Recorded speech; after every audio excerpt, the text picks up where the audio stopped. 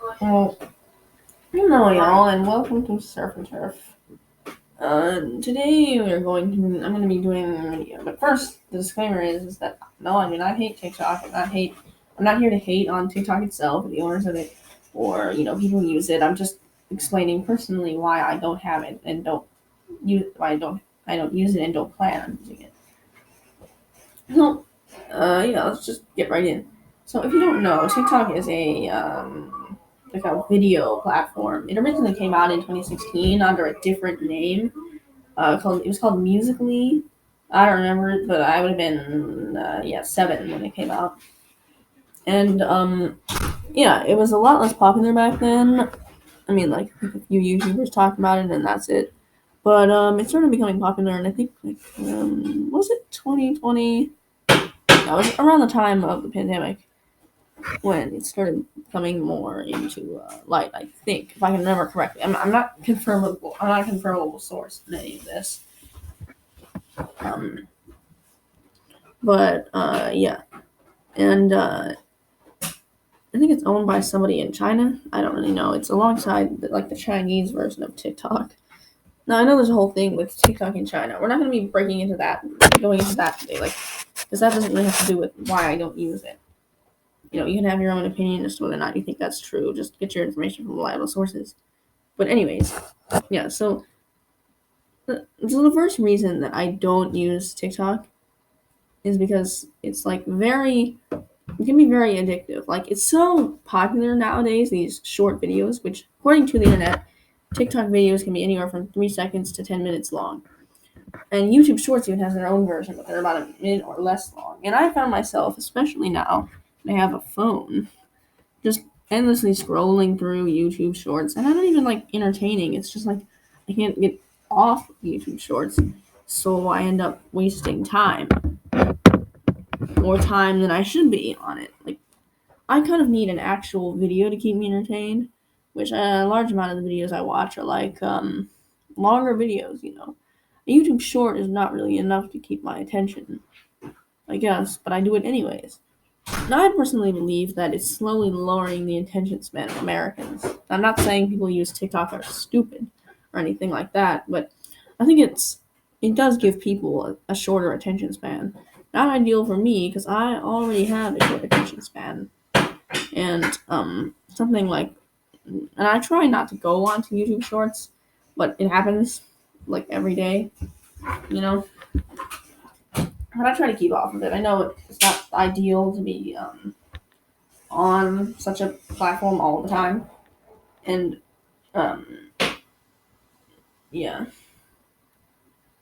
I mean, do what you want, right? Like, I'm not saying don't go on YouTube Shorts for hours on end, or don't go on TikTok for hours on end. I'm just saying I wouldn't recommend it. Yeah, it's a time sucker. Another reason is that, well, technically, I wouldn't be the most biggest advocate for this because sometimes I think that people are a little bit crazy with mental health, especially with all the self-diagnoses and whatnot. But like, I think that TikTok is a source of that. I think the whole reason that people start like self-diagnosing themselves with like bipolar disorder or whatever, or anxiety and depression, is because people who also don't have that are going online and talking about things, or people who do have it and are talking about these symptoms, but they forget to put that this is not a diagnostic. This is not just because you have this doesn't mean that you have this condition. You have to meet other diagnostic criteria, and you have to be diagnosed by a medical professional. So I do think that it is causing a lot of misconception about certain medical conditions, specifically like anxiety, depression, multiple personality disorder, to name a few. So I don't think it's the best for that. It is kind of a source of medical misinformation. I mean, I personally also think that I guess, and the reason I said I'm not the best advocate for this is sometimes I think that a lot of people who say they have conditions now because of that are really just faking it. Like Tourette syndrome, especially. I think that's one of the most fake ones. It's like, and I'm personally not one for taking mental health days for me personally because I could not think about work all day. But I do believe that you can do what you want. If you think it's good for your mental health, fine, so be it. But don't go online and say that you have this or say to other people that you have a condition. often don't. But anyways, that's kind of a tangent, but that's like another major problem. Another reason is that I think it's also going to be harmful to some people. I know specifically, maybe this is just with like Instagram, but or other social media platforms, but I feel like TikTok is also kind of a source of this. I know that there was a song going around called Victoria's Secret about how this one woman was kind of convinced by Victoria's Secret magazines that she was overweight and needed to lose weight. Like, basically, I think it was some kind of description of getting an eating disorder. I don't know. That's what I got from it. I think that's what most people would get. But I do think that some models encourage things like being dangerously underweight, which is basically encouraging anorexia and bulimia, which are not healthy, by the way. I do not think those are good things to have. Like, it's not like those conditions that you're proud of. It's not like, oh no, I'm proud to have bulimia or I'm proud to have anorexia. And I'm not saying those are the only conditions. Nor does looking at any kind of model on social media or TikTok be specific guarantee that you're going to get anorexia or bulimia. I just think it makes it more common, specifically with like teenage girls. I would say because it's not like it's not a good thing to be encouraging you dangerously underweight like that. One of my most irrational fears being a teenage girl myself, especially when I learned about it in health class like 2 years ago, was getting something like anorexia or bulimia because it sounds horrible, like starving yourself or making yourself throw up after eating food. I do not want that, and I really do feel bad for people who've had things like these. Again, not the only eating disorders, just the ones that come to mind. But again, that's a very long point, I guess you could say, to make, but I do think it is a real concern with social media. And maybe that's not TikTok.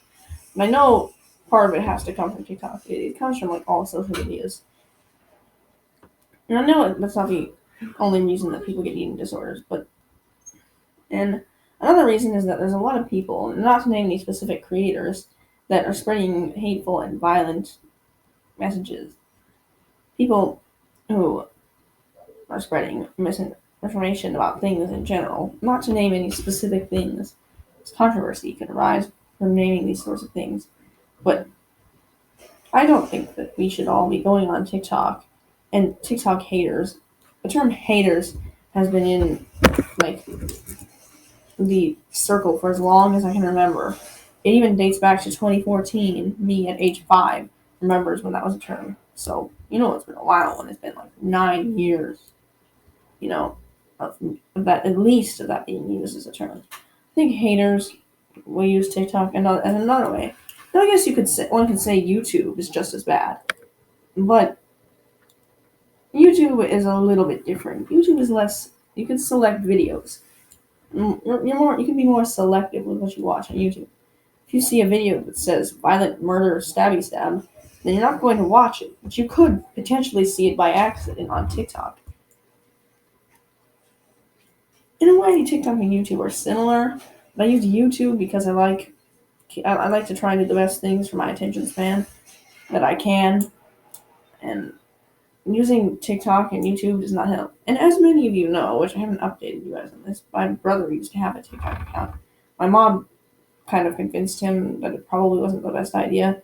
It was just not safe. And surprise, he goes back on it. His friend goes back on it like a month later and finds 20 questionable bots saying like questionable things. So I don't think it's also the most safe platform. I guess you could say that about YouTube too, but I don't know. I've always felt that YouTube is personally more safe than TikTok. It's just the way the videos are laid out. And again, just as they say in some videos I watch, just take this with a pinch of salt. I'm not trying to hate on TikTok people who watch it. This is just why I don't have it. I don't have any interest really in it either. So that's a good reason. That's personal. That's a personal feeling, and this video is more for facts.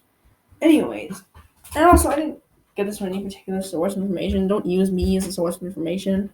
This is just I know what I know from also some research I have done. But anyways, I hope that thank you so much for watching this video.